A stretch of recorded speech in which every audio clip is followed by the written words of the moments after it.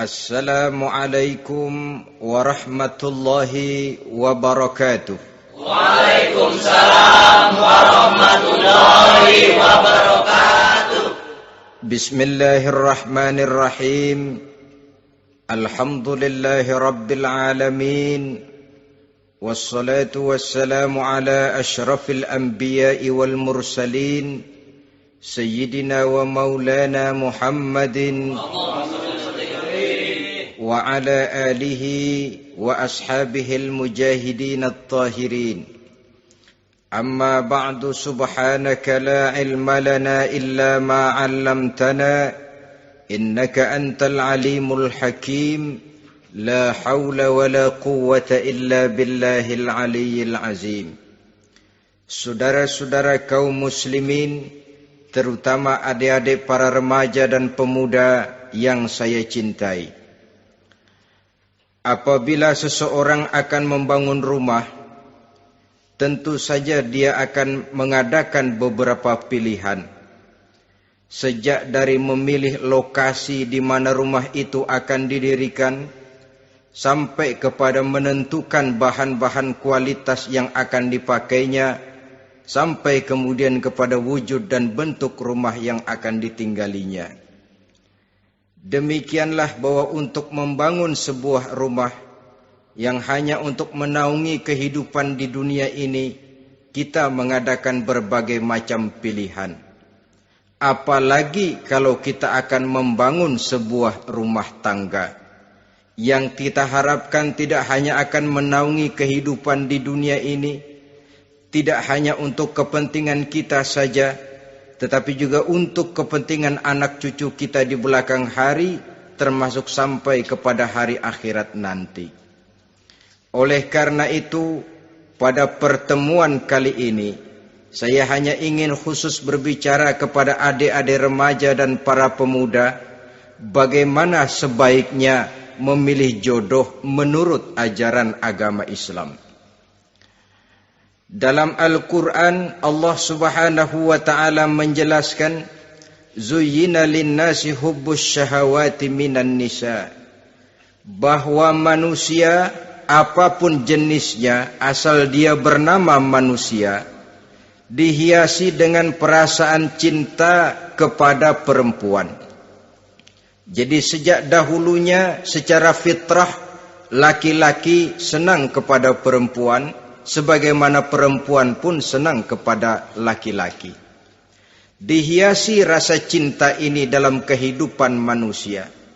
Dan oleh karena adanya rasa cinta, berkembanglah segala macam persoalan. Sehingga seorang ahli cinta pernah berkata, cinta adalah 5 huruf yang membuat persoalan tidak akan pernah selesai. 5 huruf yang membuat persoalan tidak akan pernah selesai-selesai. Tetapi dalam kehidupan sehari-hari sering kita saksikan bahwa cinta ini bisa mendorong, memberikan motivasi yang baik, dan cinta ini pun bisa juga memberikan dorongan yang tidak baik. Oleh karenanya, apabila cinta itu ibarat setetes embun yang jatuh di bumi yang subur, akan tumbuhlah di atasnya aneka ragam bunga-bungaan yang harum semerbak, indah mewangi, sedap dipandang orang, menebarkan rasa aman, damai, sentosa, dan begitu selanjutnya. Tapi jika cinta itu jatuh di hati yang gersang dan tandus, tidak ada yang akan dapat tumbuh di sana selain sirih memanjat batu, kuning daunnya, lemah gagangnya. Maka cinta yang semacam itu tidak akan memberikan dorongan positif kepada seseorang di dalam kehidupannya. Maka lebih dahulu kita akan membicarakan cinta dalam artian yang positif ini, untuk nanti sampai kepada perempuan yang bagaimana yang harus kita cintai, atau laki-laki yang bagaimana yang harus dicintai oleh seorang perempuan. Saudara hadirin yang saya hormati, cinta dalam artian yang positif, pertama, dia selalu mendatangkan keindahan. Yang kedua, cinta itu memberikan energi atau semangat untuk berjuang. Dan yang ketiga, cinta itu selalu membawa resiko dalam bentuk pengorbanan. Maka cinta yang positif pertama melahirkan keindahan. Disinilah orang memerlukan filter atau saringan. Sebab keindahan yang didasarkan karena cinta itu merupakan satu keindahan yang relatif saja.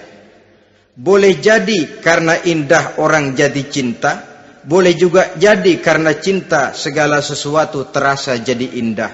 Namun bagaimanapun juga, kalau hati sudah diliputi oleh rasa cinta, segalanya akan terasa menjadi indah. Cinta itu adalah keindahan. Yang kedua, cinta itu energi, melahirkan dorongan dan semangat. Yang lemah bisa menjadi kuat, yang takut bisa menjadi berani, yang jauh jadi terasa dekat. Itu semua karena dorongan cinta. Dan dari energi ini lahirlah yang ketiga, bahwa cinta adalah pengorbanan. Sehingga orang berkata, berani bercinta artinya harus berani berkorban. Takut berkorban, jangan bercinta. Kalau cinta ini kita salurkan kepada nilai-nilai agama umpamanya, yang pertama, cinta mendatangkan keindahan. Kita cinta kepada agama, maka apapun yang diperintahkan oleh agama akan terasa menjadi indah. Solat akan terasa menjadi indah, puasa terasa menjadi indah, zakat terasa menjadi indah, jihad pun akan terasa menjadi indah. Persis kalau kita cinta kepada seorang gadis. Jika kita cinta kepada seorang gadis, apanya saja akan kelihatan menjadi indah. Jalannya terasa indah, lenggang-lenggoknya terasa indah, suaranya merdu padahal cemprengnya bukan main. Seluruhnya akan mendatangkan keindahan karena dasarnya sudah cinta. Cinta membawa kepada keindahan. Yang kedua, cinta itu melahirkan energi. Orang yang cinta kepada agama akan lahir tenaga dan semangatnya melaksanakan ibadah, melaksanakan puasa, melaksanakan zakat, melaksanakan solat, melaksanakan haji, bahkan melaksanakan jihad sekalipun. Cinta selamanya menimbulkan energi dan semangat. Sama saja dengan kita apabila jatuh cinta kepada seorang gadis, walaupun rumahnya jauh, katanya, gunung pun akan kudaki, lautan pun kuseberangi. Untuk apa itu? Untuk menemui apa yang kita cintai. Cinta selamanya melahirkan energi. Capek tidak terasa, lelah tidak terasa, semuanya tertutup oleh keindahan yang bernama cinta. Lalu yang ketiga, cinta membawa pengorbanan.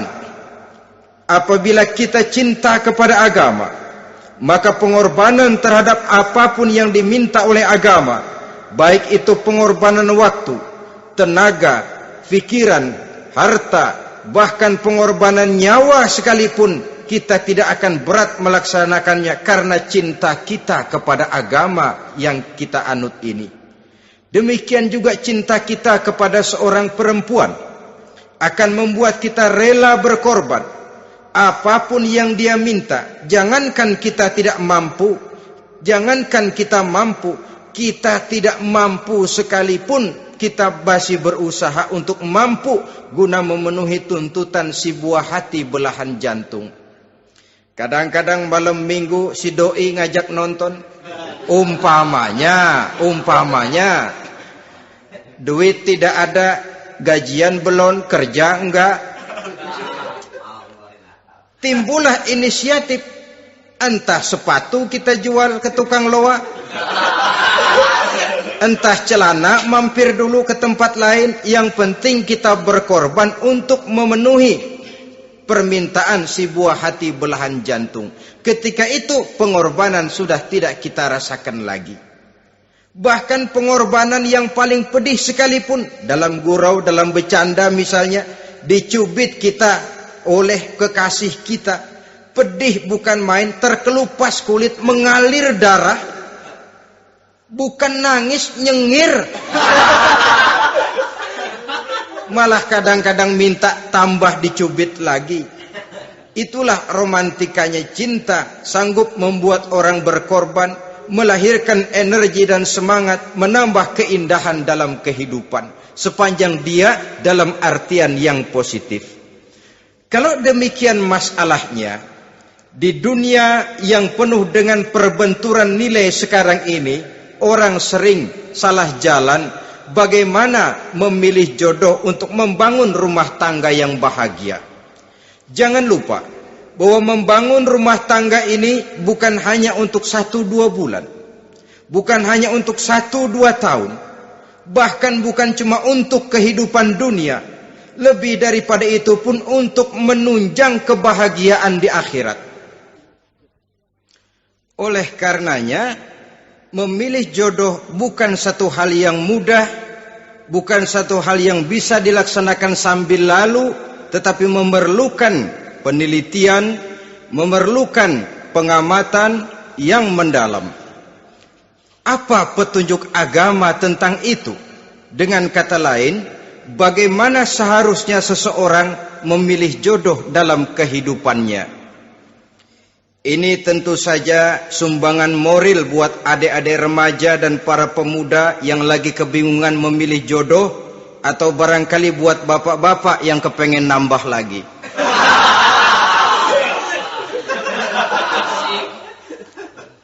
Mohon maaf kepada ibu-ibu, saya tidak menganjurkan, cuma ngajarin. Yang pertama, menurut Nabi, nikahilah perempuan itu karena rupanya, karena hartanya, karena keturunannya, dan karena agamanya. Ada 4 motif utama di sini. Pertama, memilih jodoh, lihatlah rupanya. Lagian siapa yang kepengen dapat jodoh rupanya nggak karu-karuan? Cari rupa yang cantik, indah, dan menawan. Namun jangan lupa, saya katakan di zaman di mana sering terjadi benturan nilai seperti sekarang ini, orang sulit untuk mendapatkan keaslian. Di mana teknologi sudah sedemikian canggih, di mana ilmu kedokteran sudah sedemikian maju, maka berbagai macam rupa bisa dibentuk dengan apa yang dinamakan operasi plastik misalnya. Yang pesek bisa dibikin mancung, kuping yang kelebaran bisa dibikin sedang, pipi yang kembung sebelah bisa dibikin rata, janggut yang tidak menarik bisa dibikin bak lebah bergantung katanya. Oleh karena itu, kalau pilihan hanya tertuju kepada rupa yang cantik saja semata-mata, kita sudah melakukan satu kesalahan yang sangat besar. Sebab apa? Diperingatkan oleh Nabi melalui hadis Ibnu Majah, Bazar dan Baihaqi dari Ibnu Umar. Janganlah kamu kawini seorang perempuan karena kecantikannya, sebab kecantikan boleh jadi akan mencelakakan. Jangan juga kamu kawini perempuan karena hartanya, sebab kekayaan biasanya akan mendatangkan kesombongan. Tetapi kawinilah karena agama dan akhlaknya, karena itulah yang akan membawa kepada kebahagiaan. Saudara-saudara kaum muslimin, terutama adik-adik remaja dan para pemuda, dikala usia puber, apalagi mata baru terbuka, awal balik namanya, remaja sering kehilangan filter. Pokoknya asal ngelihat rupa yang sudah lemot, denok, geboy, pikiran pun hanyut, malam terkenang, siang terbayang, tidur tak nyenyak, makan tak enak katanya, selalu terbayang wajah si doi. Dikala itu orang kehilangan pertimbangan bahwa rupa yang cantik kadang-kadang sering menipu. Diriwayatkan oleh Imam Ibnu Abbas, satu hari ketika sedang kumpul dengan para sahabat, lewatlah orang dengan potongan potongan orang kaya. Kelihatan kan, orang kaya sama orang miskin jalannya aja lain kan. Jalannya saja, jangan gaya hidupnya, jalannya saja lain. Liwat dia, Rasul bertanya kepada seorang sahabat, menurut pendapatmu bagaimana orang yang lewat itu? Kata sahabat, oh, yang lewat ini ya Rasul, kalau dia meminang perempuan pasti diterima. Kalau dia menolong orang pasti berhasil. Kalau dia ngomong pasti didengerin. Kenapa? Orang kaya. Orang kaya ya Rasul. Kalau dia minang, perempuan mana yang kagak bisa menerima kalau dipinang oleh orang kaya? Biar mukanya udah belipet kayak dompet tanggung bulan. Kalau memang duitnya banyak, nggak kelihatan tuh muka yang belipet. Yang kelihatan duit. Kalau dia nolong orang, pasti berhasil apa yang dia tolong itu. Kalau dia ngomong, pasti didengerin orang. Walaupun omongannya biasa-biasa saja. Kenapa? Orang lihat penampilannya. Sudah, ketika orang itu lewat, beberapa lama kemudian lewat lagi seseorang yang kelihatannya miskin. Rasul tanya lagi, kalau orang ini, bagaimana pendapat kamu? Wah, potongan begini sih Rasul. Kalau dia minang, orang tolak. Siapa yang mau kawin sama kere begini? Kalau dia nolong orang, pasti nggak berhasil. Kalau dia ngomong, kagak bakalan ada yang mau dengerin. Siapa yang mau dengerin orang susah ngomong? Setelah orang itu lewat, apa kata Rasul? Orang yang terakhir, yang lewat ini, yang barusan lewat, jauh lebih baik dari yang pertama yang lewat tadi. Jauh lebih baik. Maksud dari ucapan ini, Rasul sebenarnya mendidik para sahabat jangan tertipu oleh penampilan. Sebab penampilan tidak selamanya mencerminkan keaslian. Apalagi di zaman sekarang, salon di mana-mana bejibun. Alis mata bisa dibikin, pipi bisa dicat. Yang pinggir kuning, yang tengah merah, di sebelah merah ada yang kehitam-hitaman, persis orang kepentok tiang listrik.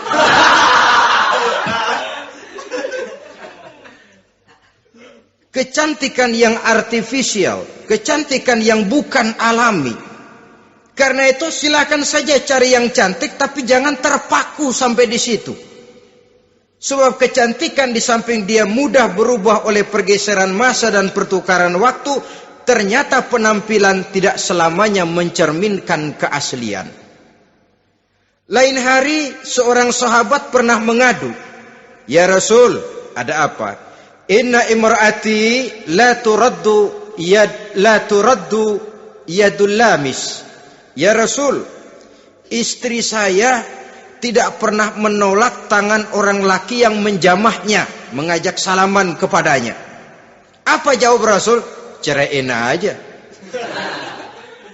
Tapi hati saya berat ya Rasul, saya cinta betul sama dia. Ya kalau hatimu berat, jaga dia baik-baik. Nah, dari riwayat ringkas ini kita ambil satu perbandingan. Memang punya istri berwajah cantik itu kadang-kadang si malakama kalau imannya tidak kuat. Si malakama. Kita diemin aja, binal, makan hati, nggak aman, nggak tentram. Jangan-jangan saya berangkat ke kantor, dia ngompreng. Buah si malakama, seperti orang tadi, ya Rasul. Istri saya kelihatannya sebenarnya tidak negatif maksudnya ini, cuma bersalaman, tapi terlalu ngobrol. La turaddu yadul lamis, tidak pernah menolak orang yang ngajak salaman. Ya sekedar salaman. Tapi kan awalnya dari salaman. Kalau sudah salaman kan strum bisa ngederdet dari tangan situ. Kata Rasul sederhana saja. Ya kalau memang begitu ceraiin. Saya nggak kuat Rasul. Saya cinta betul sama dia. Kalau kau tak kuat berpisah dengan dia, jagalah dia baik-baik. Ajar, didik, tanamkan rasa keagamaan di dalam hatinya. Saudara-saudara kaum muslimin, jadi rupa yang cantik tanpa didasari oleh nilai-nilai agama akan membuat seorang suami di rumah tangganya seperti si malakama. Seperti berhadapan dengan buah si malakama kalau tidak diiringi dengan nilai-nilai moral yang luhur dan bekal agama yang tangguh. akan pergi jauh dari rumah rasanya tidak aman. Sedangkan di rumah saja siapa yang akan mencari nafkah? Dan begitu selanjutnya. Orang tadi jelas berhadapan dengan buah si malakama. Didiamkan, makan hati. Sebab, maaf, kalau seorang suami sudah tidak punya rasa cemburu terhadap istrinya, itu kan yang disebut dayus. Dan dayus itu, jangankan masuk surga, bau surga saja dia tidak dapat. Tapi cemburu dalam artian bukan cemburu buta, cemburu dalam artian yang wajar. Dia cemburu, akan dikerasi takut kalau istrinya minta cerai, sedangkan dia cintanya sudah kadung medok bener. Si malakama jadinya. Nah, ini juga satu riwayat yang memberikan gambaran kepada kita. Pilihan, silakan cari rupa yang cantik saja. Cari yang cantik. Tapi kalau itu dijadikan motif utama tanpa dasar-dasar agama, saya khawatir nanti rumah tangga kita akan berhadapan dengan buah si malakama. Jadi adik-adik remaja, usaha, ikhtiar, cari yang cantik, yang kira-kira nggak membosenin. Supaya kita betah tinggal di rumah, supaya kita merasa ada tempat berbagi rasa, ada tempat kita bernaung. Sebab kalau nyari bini sebini-bininya mah, ya jodoh di tangan Tuhan, kagak usah nyari juga ntar datang diri umpamanya. Iya, kalau yang datang peot. Orang harus berusaha, walaupun pada akhirnya jodoh toh memang ditentukan Allah. Kan 3 hal yang kita tidak bisa menentukan itu katanya. Maut, rezeki, jodoh. Itu yang masuk mysterious problem. Problem yang misterius. Maut, misterius. Kapan kita mati, kita sendiri tidak tahu. Tahun depan, 50 tahun lagi, 100 tahun lagi, tidak pernah seorang pun diberitahu. Tapi yang pasti dia bakal datang. Kapan dan di mananya kita tidak tahu. Bisa di rumah, bisa di masjid, ya alhamdulillah. Bisa di majelis taklim, syukur. Bisa di medan perang membela agama, bagus. Pasti dia akan datang. Maut, mysterious problem. Sesuatu yang kita tidak tahu kapan datangnya. Rezeki, gitu juga. Sehingga orang sering bilang, rezeki katanya kayak bayangan. Kita uber-uber dia lari, kita diam dia mah diam. Setengah mati kita uber-uber. Emang ukuran segitu, segitu aja. Begitu kita nggak ngapa-ngapain, datang yang bawain rezeki. Namanya rezeki itu mysterious problem. Kadang-kadang ngobek, sungsang, sumbul, udah segala tanah orang kita ukur-ukurin. Udah segala ngomong sudah nggak ada yang loh, tuh sudah buta. Tapi memang bayangan, kalau belum rezeki ya belum. Kadang-kadang nyari kode sampai tidur di kuburan. Belepotan tanah kuburan loh. Yang aneh lagi kadang-kadang orang gila ditanyain. Allahu Akbar, ini kode-kode zaman sekarang ini. Sampai orang waras nanyain orang gila itu gimana itu? Ini sudah efek yang betul-betul negatif. Sudah jelas orang gila kok ditanya. Apa kira-kira yang nanya nggak lebih gila dari yang gila itu?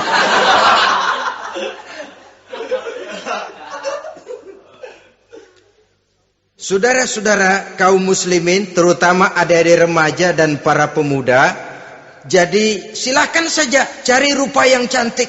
Karena dia akan jadi tautan hati, buah hati belahan jantung. Tempat kita berbagi rasa, tempat kita pulang dan tinggal di rumah tangga kita. Tapi hendaknya kecantikan rupa itu diiringi juga dengan kecantikan budi. Karena itu cari rupa yang cantik. Ini pilihan utama. Yang kedua, kata Nabi, harta, cari yang kaya. Tetapi jangan lupa, jangan dijadikan pilihan utama. Karena kekayaan sering mendatangkan kesombongan. Apalagi kalau seorang pemuda mendapat istri orang kaya. hidupnya dimodali oleh istrinya, maka biasanya wibawanya sebagai seorang suami akan hilang. Akhirnya komando di tangan istri. Dikala itulah suami tidak lebih daripada prajurit yang taat kepada komando istrinya. Padahal menurut konsep Quran, ar-rijalu qawwamuna 'alan nisa, laki-laki diciptakan sebagai pembimbing bagi perempuan. Kalau nanti suatu saat terjadi benturan, sedangkan modal diberikan oleh istri, terjadilah pengungkitan. Kata istrinya apa? Lu jangan bertingkah, lu kan kawin sama gue, modal lu kolor doang.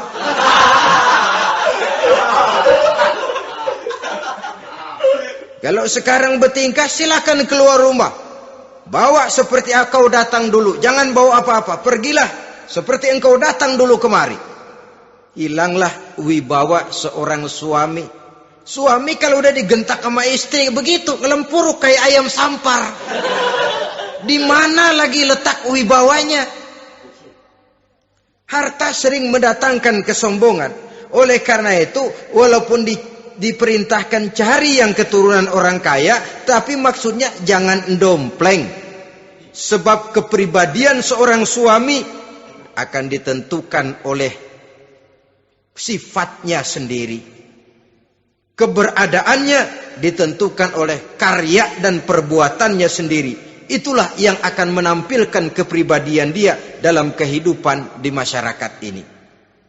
Saudara-saudara kaum muslimin, terutama adik-adik remaja dan para pemuda, kan kadang-kadang di zaman sekarang kan kelas-kelas gigolo, playboy ya, nyari tante-tante kesepian, mejeng-mejeng di pinggir-pinggir jalan dengan harapan apa? Ya barter lah, tukar tambah.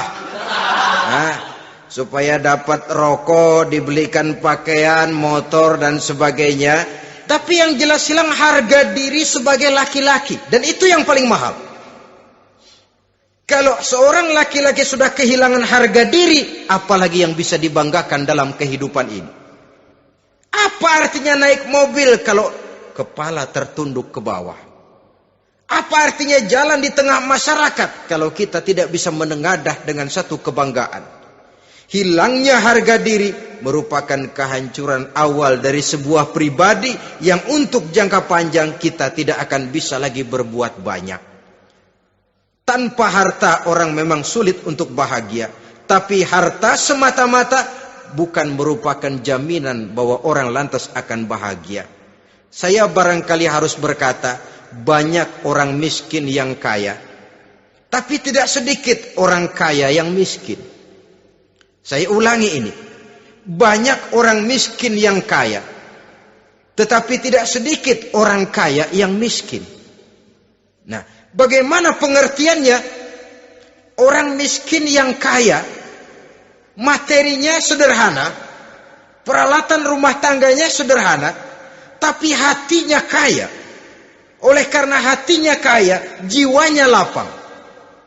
Sebaliknya, orang kaya yang miskin, di tengah kelimpahan materi yang berlimpah, segalanya serba ada, hatinya yang miskin. Kelimpahan materi tidak akan sanggup mengobati kemiskinan hatinya. Sehingga di tengah kehidupan yang serba ada, dia masih merasa kurang, maka dia tidak pernah cukup. Di tengah kemilauan dan gemerlapan serta glamornya rumah mewah, dia merasa hidup di tengah gurun pasir yang gersang dan tandus. Karena itu, biarlah miskin harta tapi kaya budi, daripada kaya harta tapi miskin budi. Lebih utama lagi, kaya harta, kaya budi. Itu idealnya. Dasar pilihan ketiga, sesudah rupa dan harta, menurut Nabi, keluarga.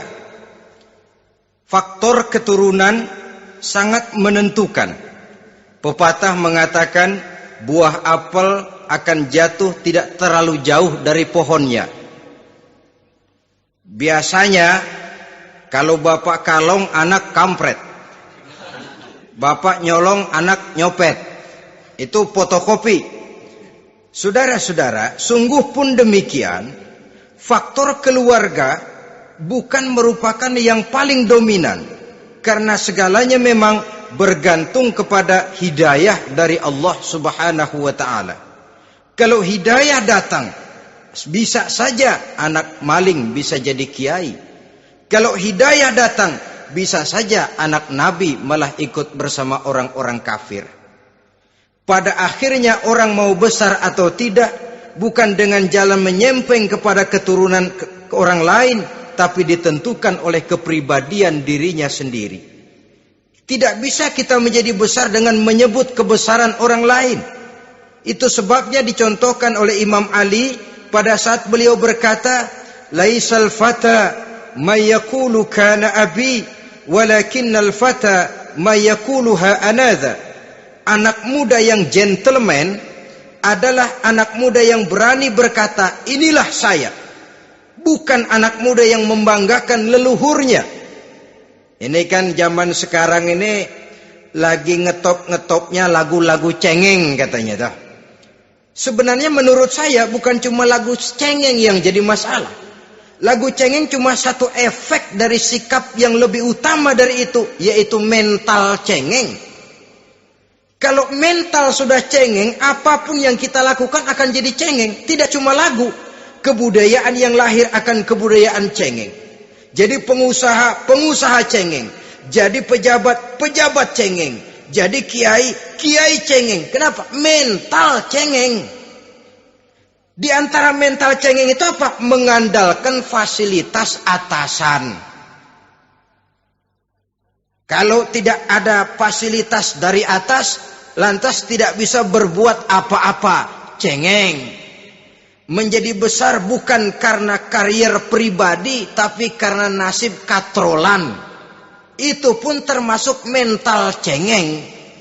Sedikit gagal, bagaimana sedikit jalan buntu, sedikit deadlock, lu ngapain lu melulu? Saudara hadirin yang saya hormati, jadi lebih penting dari sekedar lagu-lagu cengeng, saya malah lebih suka bicara mental cengeng ini. Mental yang cepat putus asa. Mental yang tidak mau mengeluarkan usaha maksimal. Mental yang hanya mengandalkan fasilitas.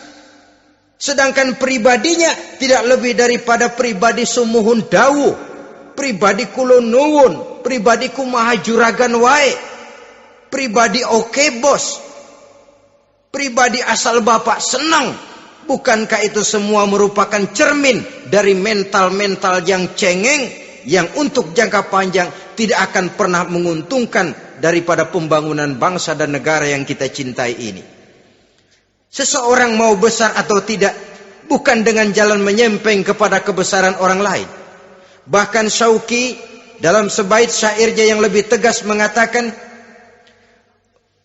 "Wa syarrun nasi zu khumulin iza fakhartahum zakarul jaduda, wa syarrun nasi wa khairun nasi zu syarafin qadimin aqama li nafsihi syarafan jadida." Generasi yang paling jelek adalah generasi pemalas. Kalau kelihatan orang lain lebih hebat dari dia, disebut-sebutnya kebesaran nenek moyangnya. Dia sendiri nggak punya prestasi apa-apa. Kerjanya cuma ngandeli kerjanya cuma menggelayuti fasilitas orang tuanya. Tanpa itu dia tidak akan punya nilai dan harga sama sekali. Ini generasi paling jelek. Kalau orang lain kelihatan lebih hebat, dia sebut nenek moyangnya. Lo sih belum apa-apa, lo baru kopral lo. Engkong gua no, komandan Hansip. Engkongnya yang disebutin. Dia sendiri tidak punya prestasi apa-apa. Jadi silahkan saja cari gadis dari keturunan keluarga yang baik-baik. Tapi jangan jadikan tendensi utama, jangan dengan niat untuk menyempeng kepada kebesarannya. Tapi paling tidak dengan niat agar mudah-mudahan dari benih yang baik ini akan lahir keturunan-keturunan yang baik pada akhirnya nanti. Itu yang kita harapkan. Bukan lalu dengan pertimbangan, weh, mertua gue bos nih, kali aja begitu gue kawin dia mampus. Ini semua warisan kan jatuh kemari semua. Kalau itu niatnya sudah jelas salah. Kita mencari perempuan dengan keturunan-keturunan yang baik dengan berharap agar anak-anak kita nanti yang akan merupakan benih cucunya akan melahirkan kebaikan-kebaikan seperti leluhurnya dulu. Saudara, pilihan yang keempat kata Nabi, agama. Ini yang paling inti. Kenapa? Agama itu motivasinya moral. Di sini segalanya ditentukan. Rupa yang baik, harta yang banyak, keluarga yang luhur. Kalau sudah dilandasi oleh agama yang rapuh, bahkan tidak beragama sama sekali, ketiga hal di atas tadi hanya akan mendatangkan malapetaka. Sekarang kan kita tertipu oleh penampilan. Padahal penampilan belum tentu kenyataan. Di jalan-jalan kita akan lebih terpesona melihat gadis pakai miniskirt di atas lutut ketimbang kita melihat gadis-gadis yang pakai jilbab. Kalau sudah pakai jilbab keliwat, yang usil banyak banget, bau sorga nih. Bau sorga katanya. Tapi kalau sudah yang pakai miniskirt itu yang lewat, itu dari ujung ke ujung mata kagak mau kedip. Laler nemplok di mata kagak dirasain. Kita terpesona oleh penampilan zahir, padahal penampilan belum tentu memantulkan hal yang sebenarnya. Tapi memang itulah watak manusia. Watak manusia, saya katakan manusia tanpa kecuali. Tetapi bergantung kepada pemikiran jangka pendek atau jangka panjang. Kalau jangka panjang yang kita pikirkan, ya tentu kita tidak akan mudah terpesona oleh hal yang zahir. Sampai-sampai Quran sendiri mengatakan budak yang hitam legam tapi beriman itu lebih baik daripada orang-orang musyrik walaupun cantik, denok, lemot, geboy. Ada lagi nggak bahasa yang lebih dari itu? Cantik, denok, lemot, geboy, bahenol, nerkom. Tapi kafir masih lebih baik budak yang hitam legam sekalipun. Kalau dia beriman. Kenapa? Rumah tangga untuk jangka panjang. So itu Islam tidak membolehkan kawin campuran dengan lain agama. Walaupun ada ayat yang mengatakan boleh kawin dengan ahlul kitab. Tapi sebagian mufassir menjelaskan bolehnya kawin dengan ahlul kitab itu dalam kondisi darurat. Dalam kondisi normal tidak bisa. Kenapa? Kalau sudah berlainan agama, akan terjadi kerancuan rumah tangga untuk jangka panjang. Bagaimana membina dalam keharmonisan di rumah tangga? Bagaimana nasib anak-anak nanti? Kadang-kadang ada keluarga, kami sih keluarga modern. Anak-anak kami berikan kebebasan untuk milih agama apa saja. Bapaknya Islam, istrinya Kristen, anaknya ada yang Hindu, Buddha. Bagus nih, keluarga pecel namanya. Bagaimana keluarga modern bisa seperti itu? Padahal seorang suami bertanggung jawab di hadapan Allah. Dia akan ditanya tentang istrinya. Dia akan dimintakan pertanggungan jawab tentang anak-anaknya. Kalau istri kita berlainan agama, mungkin terjadi pengkaplingan. Pokoknya kalau anak perempuan ikut ibu, anak laki ikut bapak. Administrasi dunia bisa begitu. Tapi akhirat, pertanggungan jawab di hadapan Allah. Bisakah kita? Sorry aja Tuhan emang janjinya begini.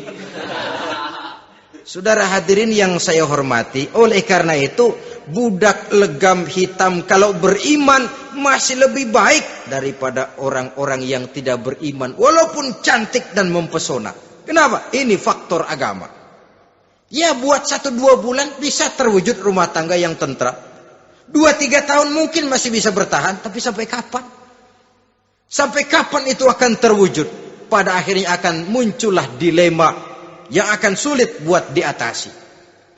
Oleh karenanya motif agama dijadikan stres oleh Nabi. Fasfar bizatiddin taribat yadak. Pilih agama sebagai titik sentral, sebagai pilihan utama. Kalau agamanya kuat, walaupun rupanya sederhana, tapi karena nilai agamanya kuat, dia bisa menyenangkan hati suaminya. Dia bersolek untuk kepentingan suaminya. Dia taat kepada suaminya. Harta, dia anak orang kaya untuk membantu perjuangan suaminya. Tapi kalau tidak ada modal agama, rupa yang cantik bisa menyengsarakan suami. Apalagi kalau suami kere.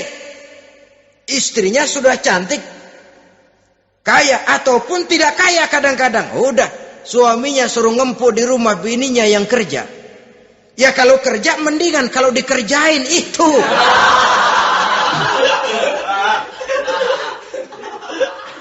Itu yang repot. Saudara hadirin yang saya hormati, dan ini bukan 1-2 kasus. Alangkah malangnya kalau sudah terkena hal seperti itu. Akhirnya seperti pengaduan sahabat kepada Rasul tadi. Mau diceraiin, cinta saya udah medok benar Rasul. Enggak diceraiin, hati saya ngebet, pegel. Si malakama akhirnya. Jadi oleh karenanya agama. Kalau dia cantik, walaupun miskin, agamanya kuat, dia bisa memelihara kehormatan diri. Dia kaya, agamanya kuat, hartanya disalurkan di jalan Allah. Karena itu, agama jadikan pilihan utama. Dan ukuran agama itu bukan cuma jilbab loh. Ya kadang-kadang ada juga yang jilbabnya nggak pernah lepas, tapi kadang-kadang akhlaknya lebih binal dari yang keribo. Ada cuma sekedar kamuflase saja, itu pun penampilan, sekedar penampilan saja. Cuma dari segi aurat ya memang lebih baik dan lebih utama, dan saya kira lebih mengundang penasaran toh. Duren kalau udah dibuka kan kelihatan isinya, emang udah begitu, udah. Tapi kalau masih rapat, itu yang rasanya kita pengen buka. Timbul tantangan, gue pengen tahu isinya. Rasanya juga begitu.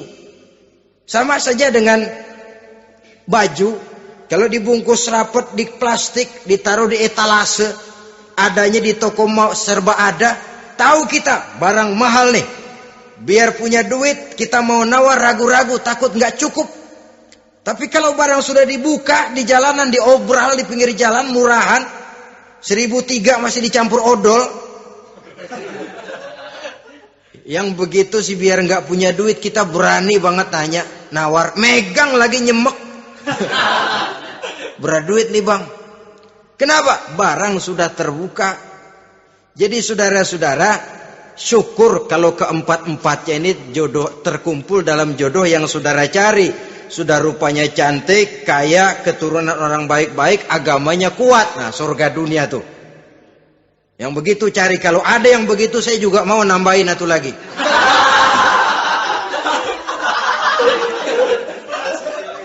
Tapi yang kumpul keempat-empatnya ini terus terang saja langka. Makhluk langka ini. Kadang-kadang cantik, kaya, keluarganya hebat, agamanya nol, akhlaknya kayak setan. Tapi yang paling celaka kalau empat-empatnya kagak ada. Rupanya jelek, melarat, bapaknya biang maling, kagak beragama lagi. Apanya yang mau dipilih? Mampus saja mendingan. Sudah nggak ada pilihan sama sekali tuh. Sudah nggak ada pilihan sama sekali. Saudara hadirin yang saya hormati, terutama adik-adik remaja. Nah, lalu apa motivasi agama dalam pembinaan ini apa? Agama ini kan memberikan contoh bahwa perempuan yang baik itu, yang kita ingin jadikan dia sebagai ideal dalam pencarian jodoh, tandanya 3. Iza ra'aitaha saratka, kata Nabi. Kalau dipandang, dia bisa menggembirakan kamu. Kan ini yang penting buat seorang suami. Kalau saudara nanti jadi suami, punya istri yang jadi partner setia mendampingi suaminya. Kalau dilihat nggak membosenin, Kenapa? Dia berdandan untuk nyenangin hati suaminya. Enggak bosenin. Kan kadang-kadang ada bini kalau kita pulang demok aja fotonya.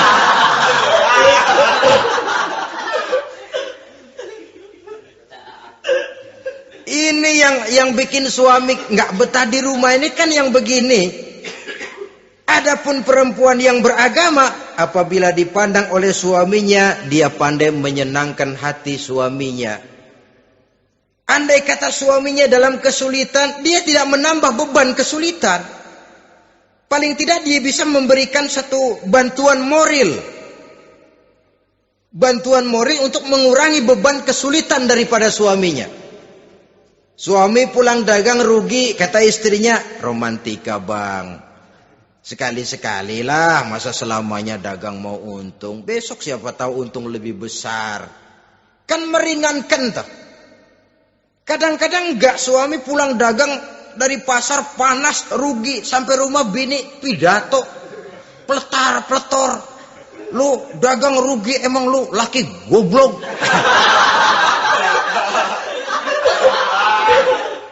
Sudahlah di pasar rugi, di rumah digoblok-goblokin. Ini nanti kena penyakit broken home yang begini ini. Padahal kesuksesan di kantor, kesuksesan di pasar, kesuksesan di medan tugas selalu dimulai dari kesuksesan dan ketenangan dari rumah tangga. Dia berhias untuk kepentingan suaminya, tidak terlalu berlebihan, dan suaminya pun pandai menghargai istrinya dengan kata-kata yang menimbulkan gairah dan semangat. Melihat istrinya bersorak, kamu makin cantik saja. Jangan juga kadang-kadang suami ketus. Ngelihat pulang kantor, lihat suaminya, istrinya dandan rapi. Tumben lu mau bekasin apa? Mau bekasin katanya. Artinya apa ini? Pandai mengembirakan, bisa tenggang rasa, bisa berbagi rasa. Sehingga suami merasa ada tempat dia bertukar pikiran. Ada tempat dia membicarakan persoalan. Dialog dalam kehidupan berumah tangga itu sangat diperlukan. Iza ra'aitaha sarratka, kalau dipandang dia sanggup mengembirakan kamu. Dikasih uang 500 senyum, 5.000 pun ketawa. Menggembirakan. Dia bisa taruh kata hatinya kesel, tapi mulutnya senyum. Nah ini yang sulit ini. Senyum tapi kesel, kesel tapi senyum. Kadang-kadang istri itu kan kalau sudah kesel, suami pulang nggak bisa dia menyembunyikan kekesalannya. Dari jauh suami sudah lihat ini yang nyambut, ini bemo ini. Udah monyong serem. Saudara hadirin yang saya hormati, yang kedua, bila diperintah dia taat. Ini pengaruh agama. Sehingga Nabi mengatakan, "Lau amartu li ahadin ayyasjuda ila ghairiha, la amartul mar'ata litasjuda ila zawjiha, likibari haqqihi 'alaiha." Andai kata saja boleh aku memerintahkan manusia untuk sujud kepada sesama manusia, pastilah aku perintahkan perempuan untuk sujud kepada suaminya. Kenapa? Karena besar hak suaminya kepada dirinya. Untung sujud kepada manusia tidak boleh. Andai kata boleh, perempuan disuruh sujud sama suaminya. Ini tidak perlu sampai sujud, cium tangan saja minta ridho suami. Kadang-kadang perempuan sekarang berat. Paling banter setahun sekali lebaran doang. Laki pulang sembahyang tubruk, cium tangan, minta redo, nangis segala macam. 3 hari habis lebaran, beras habis, monyong aja lagi.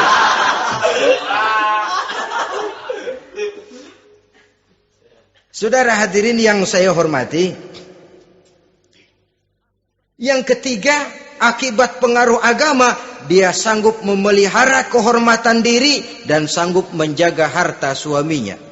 Memelihara kehormatan diri baik pada saat suaminya di rumah atau pada saat suaminya tidak ada di rumah. Satu riwayat, seorang sahabat akan pergi perang jihad di fi sabilillah. Ketika mau berangkat dia bilang kepada istrinya, saya mau berangkat perang.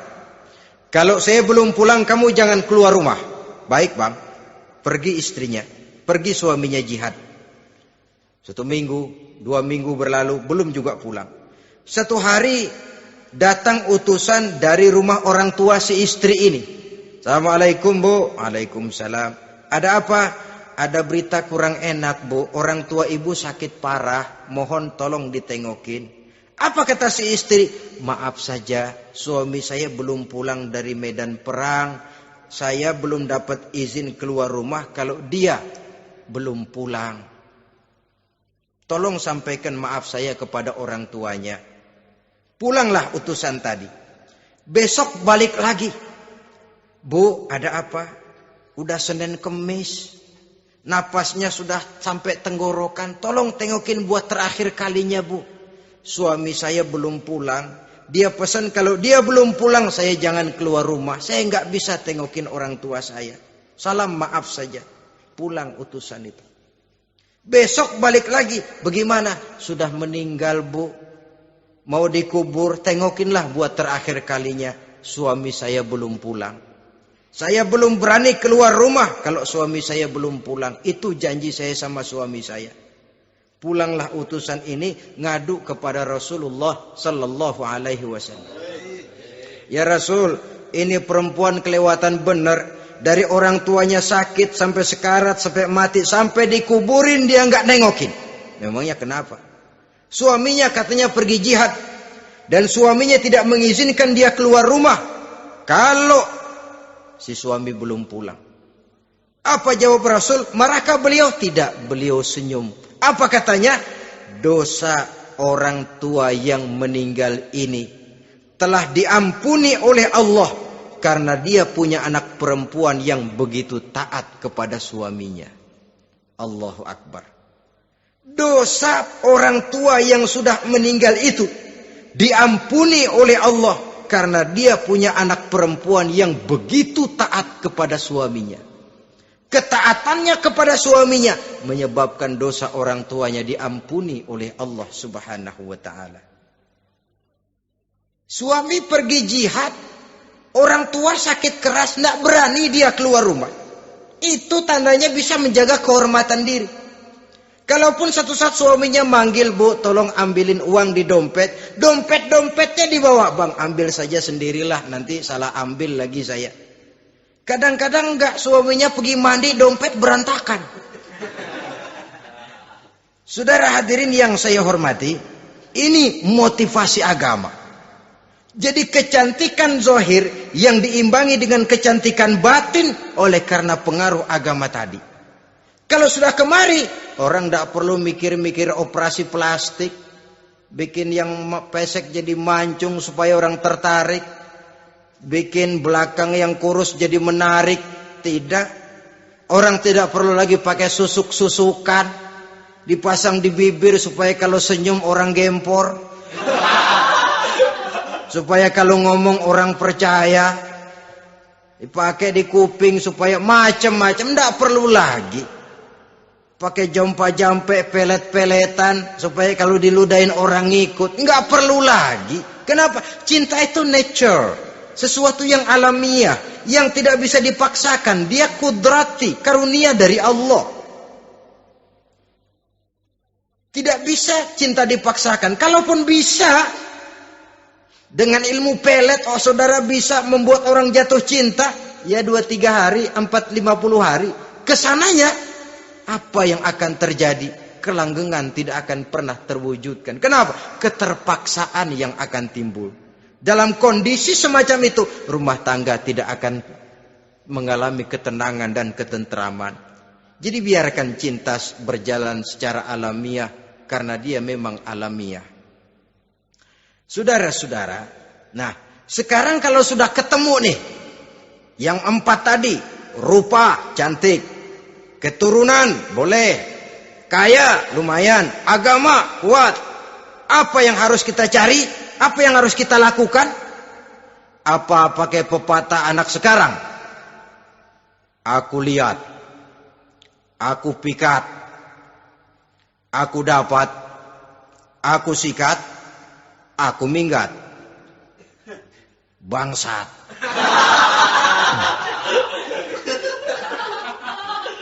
Itu kan ada moto cinta kilat begitu tuh. Cinta kilat katanya. Aku lihat, aku pikat, aku dapat, aku sikat, aku minggat. Bangsat.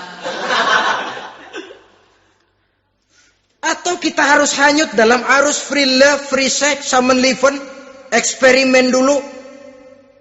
Tidak. Islam mengajurkan kalau memang seret, ini rasanya ini nih, mantap gue nih. Apa yang diajarkan oleh Islam selanjutnya? Meminang, saudara-saudara. Meminang adalah langkah awal untuk mengikat tali pernikahan. Diizinkan meminang, dan di dalam meminang pun diizinkan untuk melihat. Cuma kalau boleh, ya syaratnya itu waktu melihat itu jangan sampai ketahuan si perempuan yang akan kita pinang itu. Untuk apa kita meminang? Pertama untuk yakin bahwa perempuan yang kita inginkan ini sudah kumpul syaratnya itu, tidak ada cacatnya. Yang kedua, untuk memperkuat tekad hidup berumah tangga, diperlukan meminang. Adapun adat itu berbeda. Tapi bahwa konsep meminang itu dalam Islam ada, itu jelas.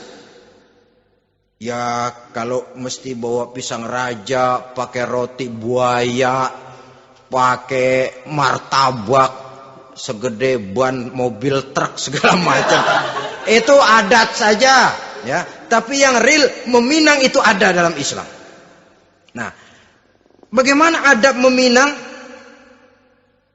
Setelah kita tahu anak ini cantiknya ya, keturunan baik, ya kekayaannya lumayan, agamanya kuat, pinanglah dia.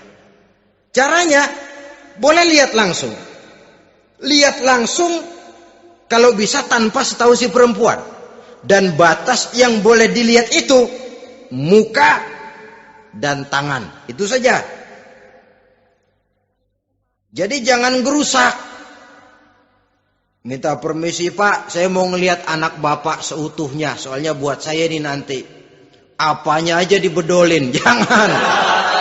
Kira-kira yang boleh itu muka sama tangan. Andai kata kita risih, sebab nanti kalau nggak jadi akan jadi timbul rasa malu dan si perempuan juga kasihan. Boleh mengutus perempuan yang kita percaya. Coba kau ke sana, lihat kondisinya yang sebenarnya bagaimana. Kalau ngelihat dari jauh sih utuh, siapa tahu nanti tangannya kurang sebelah. Coba lihat sana. Saudara-saudara, kemudian boleh juga ditanyakan kepada orang tuanya. Dan dalam hal ini orang tua si gadis tidak boleh menyembunyikan aib atau cacat yang dimiliki oleh anaknya. Dia harus menceritakan apa adanya, sampai pun kekurangan anaknya yang paling kecil sekalipun. Sebab apa? Jangan sampai istilah pepatah beli kucing dalam karung. Kedengeran suaranya doang meong-meong, begitu dibuka tuh kucing gempor sebelah kakinya nggak ada. Kan tentu kita tidak kepengen kecewa di belakang hari. Itulah perlunya meminang sebagai jembatan untuk menuju kepada pernikahan. Nah, dengan demikian, kalau sudah usaha meminang ini dilaksanakan, jangan merasa sudah setengah resmi. Ini yang kadang-kadang jadi penyakit.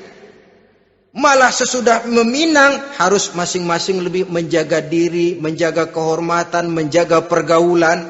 Kenapa? Agar saat memasuki jenjang pernikahan nanti merupakan jenjang yang sangat ditunggu-tunggu. Ada rasa keinginan tahu. Kalau tidak, ya udah biasa, nggak giroh lagi ngadepin perkawinan. Kenapa? Kemarin-kemarin gue udah cobain. Hilang gairah lagi. Sebab itu kalau sudah meminang, jangan merasa sudah setengah halal. Udah minang ini Kadang-kadang orang tua juga konyol. Sudah dipinang, diumbar. Lu mau kemana keda lu udah pinang? Padahal meminang itu cuma langkah awal. Sedangkan selanjutnya harus lebih berusaha menjaga kehormatan diri sampai pada saat nanti pelaksanaan pernikahan. Nah, saudara-saudara, terutama adik-adik remaja dan para pemuda, walaupun agak sekilas memang karena terbatasnya waktu pada pertemuan ini, mudah-mudahan bisa memberikan gambaran yang sepintas tentang bagaimana sebaiknya kita memilih jodoh di dalam membina rumah tangga yang bahagia. Semoga ada manfaatnya. Terima kasih atas segala perhatian. Mohon maaf atas segala kekurangan. Usikum wa nafsi bitaqwallah. Wassalamualaikum warahmatullahi wabarakatuh.